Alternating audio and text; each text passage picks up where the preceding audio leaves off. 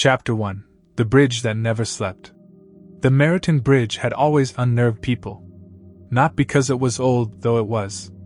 Not because of its length, though it stretched unnaturally far across the valley.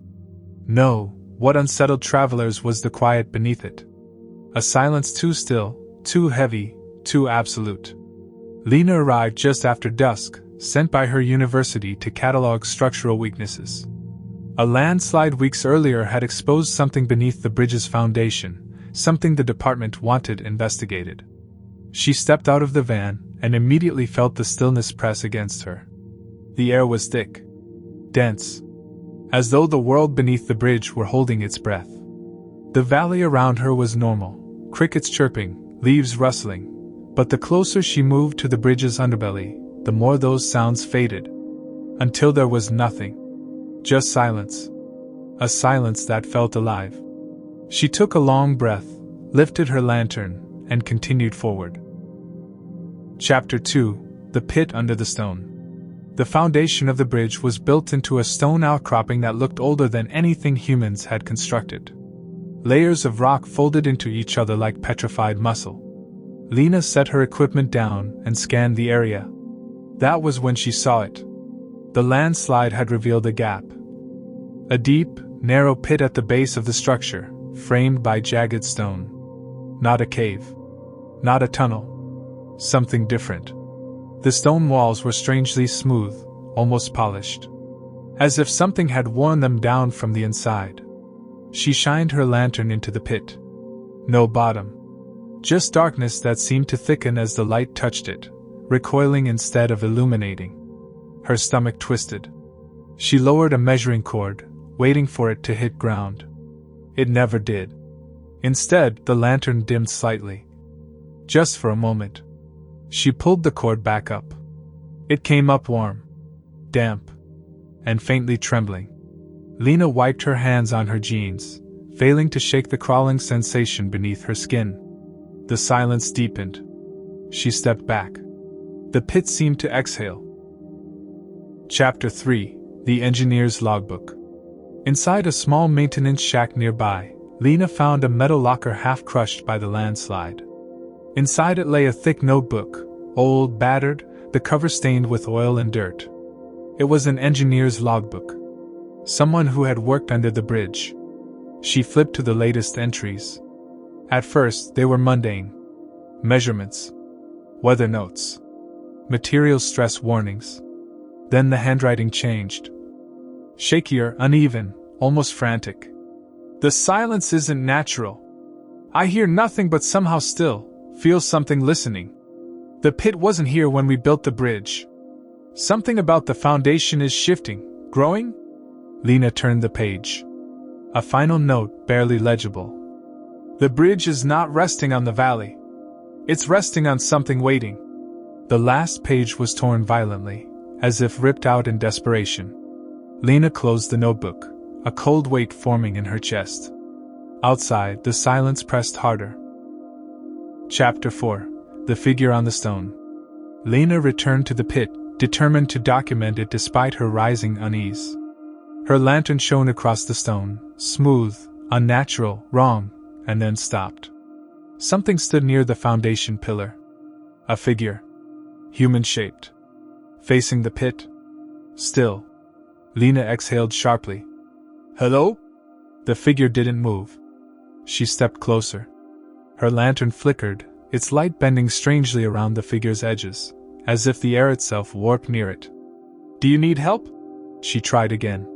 Still nothing. She took another step. The figure dissolved. Not vanished, dissolved, like smoke pulled down a drain, collapsing into the pit without sound. The silence tightened. Lena stumbled backward, breath catching in her throat. Her mind screamed at her to leave. But something else tugged at her. An urge deeper than curiosity. A feeling like the pit was calling. Chapter 5: What the Bridge Was Hiding. She set a small camera near the pit, the only thing giving her courage to look again. The darkness at the bottom shifted. Not light. Not movement. A shape. Huge. Coiled. Dormant. The lantern dimmed again. The silence trembled. Lena leaned forward, unable to stop herself. Something in the darkness opened. Not eyes. Something worse. Something hollow, vast, the size of a tunnel. A void where sound was swallowed whole.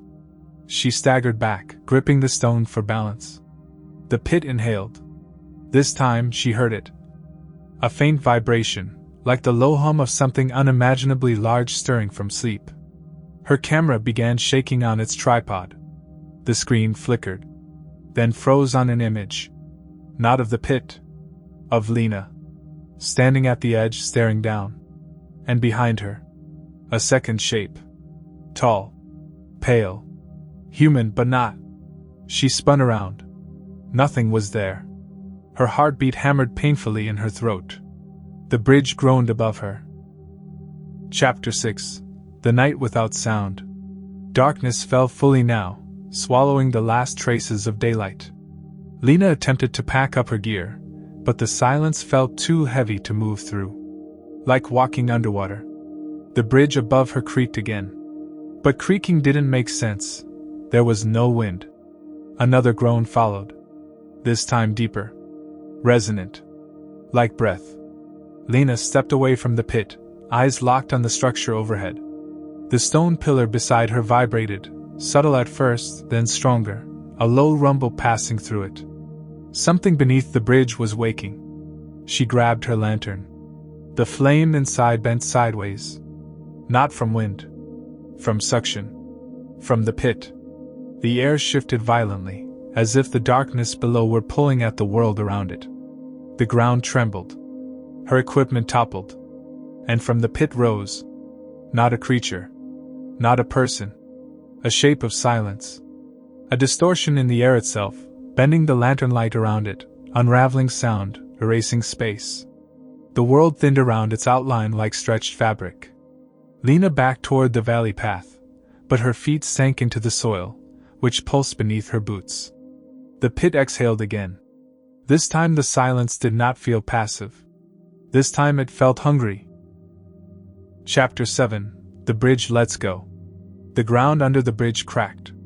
Stone split. Steel cables snapped like brittle threads. The entire structure shuddered. Lena ran, stumbling up the slope. But the silence followed. It crawled up the hill, an invisible tidal wave. Trees bowed inward as if suffocating. The world muted, flattening into a single, suffocating pressure. A sound escaped Lena's throat. A desperate, ragged cry. The silence smothered it instantly. The lantern in her hand imploded with a dull puff, crushed by pressure she could not see. Behind her, the bridge buckled. Not from collapse. From release. As if something beneath had uncoiled, freeing itself from the stone and steel that held it. A deeper darkness seeped upward from the pit, consuming the base of the bridge, swallowing its foundation whole. The silence grew thicker, heavier, unbearable. Lena fell to her knees, gasping for air that no longer felt like air. The last thing she saw before consciousness slipped was the valley sinking downward, as if something beneath had opened an enormous mouth. Chapter 8. The Valley That Wasn't There. Dawn arrived. The maintenance crew arrived with it, confused by the radio calls Lena had failed to make. They found the van. Her scattered equipment. Broken stone. A collapsed section of the bridge's underside. But the pit was gone. Not filled. Not covered. Gone. As though it had never existed. The valley floor was perfectly smooth, the soil undisturbed, the stone foundation sealed with natural rock that looked untouched for centuries. "Where's the breach?" a worker asked. No one answered. They did not find Lena. They did not find the pit. They found only one thing out of place. Her broken lantern lying on the valley floor, glass curved inward, not outward. As if crushed from within. Far beneath the surface, where no sound could reach, something shifted once. A slow, deliberate pulse. As if settling back into sleep. Or waiting. For the bridge to forget. For the valley to forget. For the world above to forget. So it could listen again.